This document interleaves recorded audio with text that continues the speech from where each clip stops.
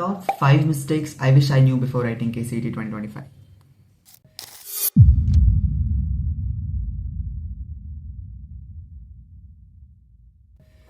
Welcome back guys. So last year ನಾನು ಕೂಡ ನಿಮ್ಮ ಥರನೇ KCET ಎಕ್ಸಾಮ್ ತಗೊಂಡಿದ್ದೆ ಆ್ಯಂಡ್ ಅದರಲ್ಲಿ ನಾನು ಕೆಲವೊಂದು ಮಿಸ್ಟೇಕ್ಸ್ಗಳನ್ನ ಮಾಡಿದ್ದೆ. ಸೊ ಆ ಮಿಸ್ಟೇಕ್ಗಳು ಯಾವ್ದು ಅಂತ ನಿಮಗೆ ವಿಡಿಯೋದಲ್ಲಿ ಶೇರ್ ಮಾಡ್ತೀನಿ so that you guys would not be doing it. In this video, I'll be telling you the 5 things that I wish I knew before writing KCET 2025.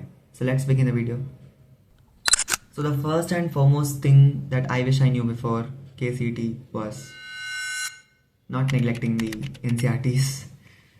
Yeah, ನಾನು ಯಾವಾಗಲೂ ಹೇಳ್ತಿರ್ತೀನಿ NCRT is very important ಅಂತ. And actually ನಾನು ಓದಬೇಕಾದ್ರೆ I use to refer more modules and ಬೇರೆ ಬುಕ್ಸ್ಗಳು ನಮಗೆ ಕಾಲೇಜಿಂದ ಕೊಡ್ತಿದ್ರು ಅಂಥ ಬುಕ್ಸ್ಗಳನ್ನೆಲ್ಲ ಜಾಸ್ತಿ ರೆಫರ್ ಮಾಡ್ತಿದ್ದೆ. NCRT ಓದ್ತಿದ್ದೆ ಬಟ್ ಲೈಕ್ ನಾನೆಲ್ಲ ಓದಾದಮೇಲೆ ಅದನ್ನು ಜಸ್ಟ್ ಗ್ಲಾನ್ಸ್ ಮಾಡ್ತಿದ್ದೆ. So that is where probably I have made a mistake. NCRT equally important ಯಾಕೆ ಅಂತಂದರೆ ಎಷ್ಟೊಂದು ಕ್ವಶನ್ಸ್ಗಳು KCETಲಿ they will be direct. Okay, like NCRTಲಿ ಹೇಗಿದೆ ಹಾಗೆ ಪಿನ್ ಟು ಪಿನ್ ಇರೋವಂಥ ಸಾಧ್ಯತೆಗಳಿರುತ್ತೆ. Not every question but generally ನೀವು NCRT ಓದಿದರೆ ಸಾಲ್ವ್ ಮಾಡೋವಂಥ ಕ್ವಶನ್ಗಳಿರುತ್ತೆ. So that is what the importance of NCRT. So NCRT neglect ಮಾಡಬೇಡಿ. NCRT is very important. Second important thing is time management, which I used to ignore. Actually KCET exam alli we need to be very quick because now method of solving inta correct answer is important alva. So what I used to do in my class 11th is like ನಾನು ತುಂಬಾ ಜಾಸ್ತಿ time ತಗೋತಾ ಇದ್ದೆ to solve questions.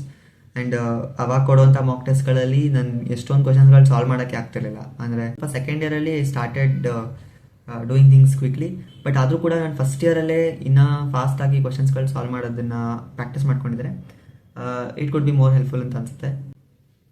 So this is the second thing which I need to tell. So next important thing is like taking enough mock test. Although ನಾನು ತಗೋತಿದ್ದೆ but most of the students will neglect this. They don't take enough mock test and ಅದರಲ್ಲಿ ಅವರು ಕಮ್ಮಿ marks ಬರುತ್ತೆ. So mock test ತಗೊಳ್ಳೋದ್ರಿಂದ ನಾವು ಯಾವ ಥರ ಇದ್ದೀವಿ, ನಮ್ಮ ಕೇಪಬಿಲಿಟಿ ಏನು ಅನ್ನೋದು ನಮಗೆ ಗೊತ್ತಾಗುತ್ತೆ. ಸೊ ಜಾಸ್ತಿ ಮಾಕ್ ಟೆಸ್ಟ್ಗಳು ತಗೊಂಡಷ್ಟು ನಮಗೆ ಒಳ್ಳೆಯದು. Most of the people will neglect mock test, they will just study whatever is given to them. So ಅದನ್ನೆಲ್ಲ ಬರೀ ಓದ್ತಿರ್ತಾರೆ ಆ್ಯಂಡ್ ಅವರು ಮಾಕ್ ಟೆಸ್ಟ್ಗಳು ಕೊಡೋದೇ ಇಲ್ಲ.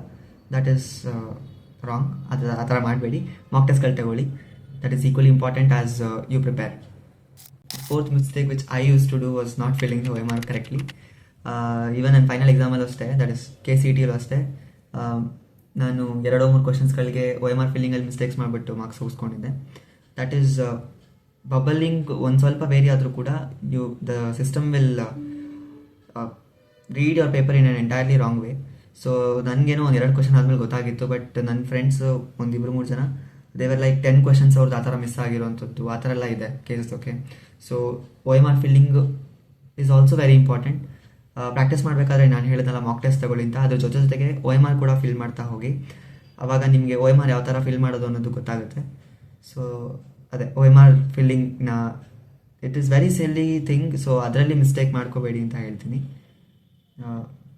Fifth important thing about KCET is KCETಯಲ್ಲಿ they will not check the in depth of the concept. ಅವ್ರು ನಿಮಗೆ ಎಲ್ಲ ಕಾನ್ಸೆಪ್ಟ್ಸು ಗೊತ್ತಿದೆಯಾ ನಿಮ್ಮ 12th ಮತ್ತು 11th ಇರೋವಂಥದ್ದು ಆ ಥರ ನೋಡ್ತಾರೆ. ದೇ ವಿಲ್ ನಾಟ್ ಚೆಕ್ ನಿಮಗೆ ಒಂದು ಪರ್ಟಿಕ್ಯುಲರ್ ಕಾನ್ಸೆಪ್ಟ್ ಇಟ್ಕೊಂಡು ಅದರಲ್ಲಿ ಎಷ್ಟು ಡೆಪ್ತ್ ಗೊತ್ತಿದೆ ಅಂತ ಅವ್ರು ಕೇಳಲ್ಲ. ಸೊ ಇಟ್ ಮೀನ್ಸ್ ಲೈಕ್ ನಿಮಗೆ ತುಂಬ ಹಾರ್ಡ್ ಲೆವೆಲ್ ಕ್ವಶನ್ಸ್ಗಳನ್ನ ನೀವು ಪ್ರಾಕ್ಟೀಸ್ ಮಾಡೋ ಅವಶ್ಯಕತೆ ಇರೋದಿಲ್ಲ, ಬಟ್ ಎಲ್ಲ ಫೀಲ್ಡಲ್ಲೂ ಎಲ್ಲ ಡೊಮೈನಲ್ಲೂ ನಿಮಗೆ ಕ್ವಶನ್ಸ್ಗಳು ಸಾಲ್ವ್ ಮಾಡೋದೇ ಗೊತ್ತಿರಬೇಕು. ಸೊ ದಟ್ ಈಸ್ ವಾಟ್ ನನಗೆ ಏನಾಗಿತ್ತು ಅಂತಂದರೆ ನಾನು ತುಂಬ ಜಾಸ್ತಿ ಡೆಪ್ತ್ ಕಾನ್ಸೆಪ್ಟ್ಸ್ಗಳ ಮೇಲೆ question, because I was preparing for other entrance exam. So ಆ ಥರ ನಾನು ಪ್ರಿಪೇರ್ ಆಗ್ತಿದೆ. ಸೊ ಅವ್ರು ಬೇಸಿಕ್ ಕ್ವಶನ್ಸ್ಗಳು ಕೇಳಿದಾಗ I use to make a lot of silly mistakes in them. So that is what basics ಕೂಡ ಅಷ್ಟೇ ಕ್ಲಿಯರ್ ಆಗಿರಬೇಕು. ಆಲ್ಮೋಸ್ಟ್ ಎಲ್ಲನೂ ಕೂಡ ಕವರ್ ಮಾಡ್ಕೊಳ್ಳೋದಕ್ಕೆ ಟ್ರೈ ಮಾಡಿ. ನೀವು ತುಂಬಾ ಡೆಪ್ತಲ್ಲಿ ತಿಳ್ಕೊಬೇಕು ಅಂತ ಏನು ಅವಶ್ಯಕತೆ ಇಲ್ಲ. ಎಲ್ಲನೂ ಕೂಡ ಮೇಲ್ಮೇಲೆ ಗೊತ್ತಿದ್ರು ಕೂಡ it's fine. You can definitely do very good in our KCET. And ಇನ್ನೊಂದು ಇಂಪಾರ್ಟೆಂಟ್ ಪಾಯಿಂಟ್ ಏನಂದರೆ ನಾನು ಹೇಳ್ದಂಗೆ ಮಾಕ್ ಟೆಸ್ಟ್ಗಳು ತಗೊಳ್ಳಿ, VYQಸ್ನೂ ಕೂಡ ರೆಫರ್ ಮಾಡಿ. ಅದರಲ್ಲಿ ಎಷ್ಟೊಂದು ಕ್ವಶನ್ಸ್ಗಳು ರಿಪೀಟ್ ಆಗುತ್ತೆ. ಓಕೆ, ಸೊ ಅಂಥ ಕ್ವಶನ್ಸ್ಗಳು ನೀವು ನೋಡಿದ ತಕ್ಷಣ ಟಿಕ್ ಮಾಡೋ ಥರ ಇರಬೇಕು. You should not take a lot of time because KCETಲಿ ಟೈಮ್ ಇಸ್ ವೆರಿ ಇಂಪಾರ್ಟೆಂಟ್. ನೀವು ಯಾವುದೋ ಒಂದು ಕ್ವಶನ್ಗೆ 1 ಮಿನಿಟಲ್ಲಿ ಸಾಲ್ವ್ ಮಾಡೋದನ್ನು 10 ಸೆಕೆಂಡ್ಸಲ್ಲಿ ಮಾಡಿದಿರಿ ಅಂತಂದರೆ that is really very good, because ಅದು ನಿಮಗೆ ನೆಕ್ಸ್ಟ್ ಕ್ವಶನ್ಗೆ ಆ್ಯಡ್ ಆನ್ ಆಗುತ್ತೆ ಆ ಟೈಮ್ ಅಲ್ವಾ. So that is what solve as fast as you can. And ಗೊತ್ತಿರುವಂಥ ಕ್ವಶನ್ಸ್ಗಳಿಗೆ ಟಿಕ್ ಮಾಡ್ಕೊಂಡು ಹೋಗಿ. ಸೊ ಆ ಥರ ಇರುತ್ತೆ. ಒಂದು 6 to 7 ಕ್ವಶನ್ಸ್ ಜನರಲಿ ಅಟ್ಲೀಸ್ಟ್ ಒಂದು 5 years ಹಿಂದೆಯಿಂದ ಸ್ವಲ್ಪ ನಂಬರ್ಸ್ ಚೇಂಜ್ ಮಾಡಿರ್ಬೋದು ಅಷ್ಟೇ. ಅದು ಬಿಟ್ಟರೆ format will be the same.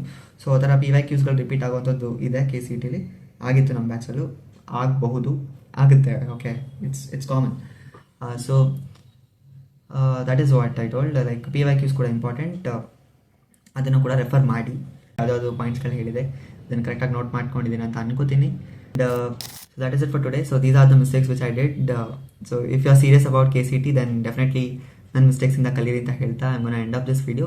ನಿಮ್ಗೆ ಏನಾದರೂ ಡೌಟ್ಸ್ ಇದ್ದರೆ ಕಮೆಂಟ್ಸಲ್ಲಿ ತಿಳಿಸಿ. ನೆಕ್ಸ್ಟ್ ಯಾವ ಥರ ವೀಡಿಯೋಸ್ಗಳು ಬೇಕು ಅದನ್ನು ಕೂಡ ಕಮೆಂಟ್ಸಲ್ಲಿ ತಿಳಿಸಿ. So thank you, have a nice day, by.